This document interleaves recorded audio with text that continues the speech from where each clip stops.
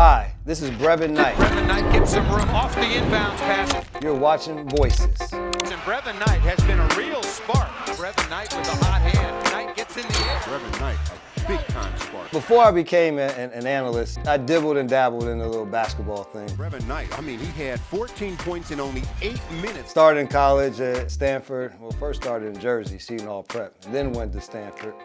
And then was lucky to be drafted by the Cavaliers, 16th. The Cleveland Cavaliers select. From there, had a very good ride of 12 years, 9 teams in that span. A lot of teammates, made a lot of friends, but really enjoyed the rigors of the game and getting to know a lot of great people along the way.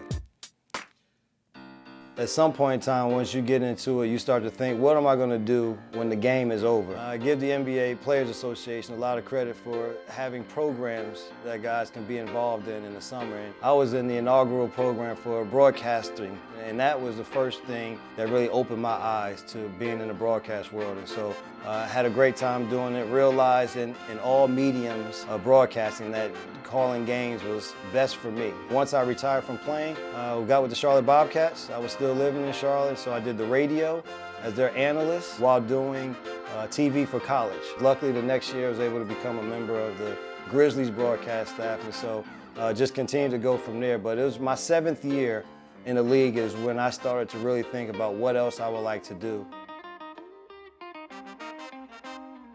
When you leave something that you have done your entire life, there's always the fear of what is on the other side. And now I was moving to a field where it was totally new to me. The fear of the unknown, we've been in such a routine from such a young age, and then you get to a point in your life where that routine just comes to a halt, and now you have to start new ones.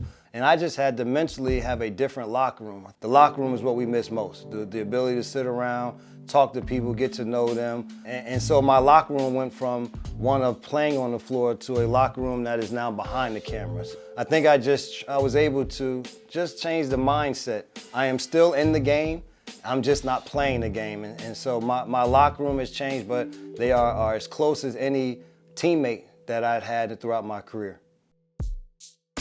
I think the biggest thing is that you have to learn in being an analyst is that you still have a job to do. Once I started to do this job, I always wanted to recognize there's still another team on the floor that is playing that deserves the same amount of energy that I would put into for the Grizzlies side. And so the biggest thing for me is I want to entertain and educate. And the biggest hurdle for me is to not get so involved in the game. That passion, that fire to play is still inside of me. There are those times where you gotta remember, oh wait, I'm still on TV.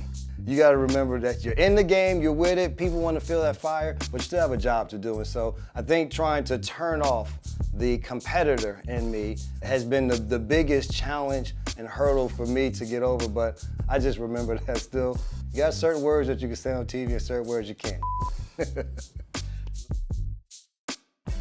Growing up, Bill Raftery is like a father/grandfather. To hear him call games, to hear him have his signature calls, but to teach the game of basketball is very similar to Hubie Brown. We're gonna talk the game and mix in some stats with it, but Hubie and Bill Raftery, 2 guys who I think done a great job of explaining the game of basketball while in their job and allowing people to understand it a lot better.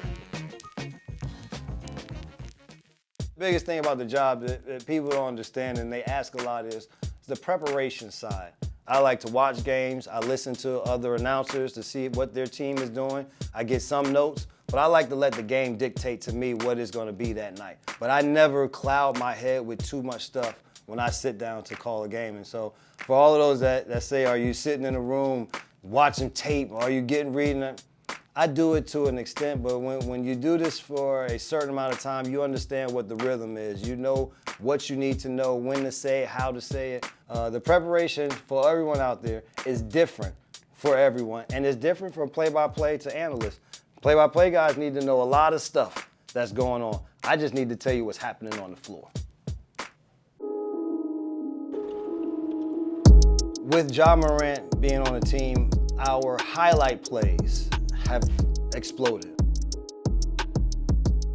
By having Ja Morant and the way that he plays, I've had more woo-hoo-hoos than I've ever had. It's good to know that people watch and we become people's friends and family for 6 months out of the year. We're in their living rooms at dinner time, when it's time before bed. We love that we're a part of people's family, and so to hear them repeat the things that we say on TV. When we go to the replay center, I like to say what they're eating in the replay center, which is literally came out of nowhere. Don't know why I started doing it.